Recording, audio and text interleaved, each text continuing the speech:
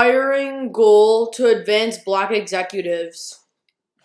Google announced a new hiring goal to dramatically boost the number of black executives at the search giant. The initiative, laid out in a memo to staff Wednesday by Chief Executive Sundar Pichai, places the company firmly to one side in certain cultural issues that have historically roiled its staff. The company has been the subject of lawsuits and fevered internal debate over whether efforts to increase diversity discriminated against white and Asian men. Mr. Pichai, who was born in India, said his aim to increase the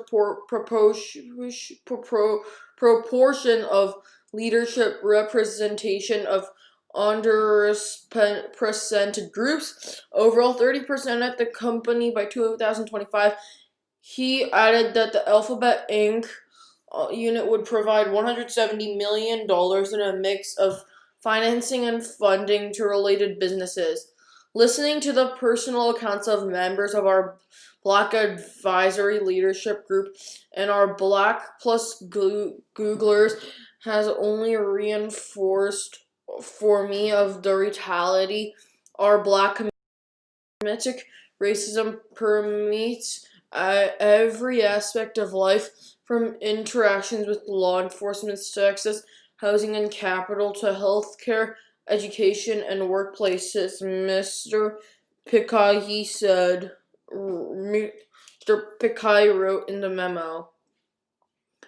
Google's leadership is 2.6% black and 3.7% Latinx, according to the company's 2020 diversity report, which didn't define those categories. Nearly 2/3 of the leadership is white.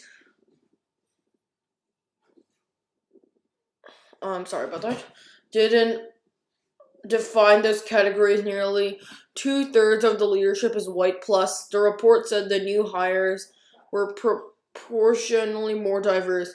Google is hardly alone among Silicon Valley technology firms tackling these issues.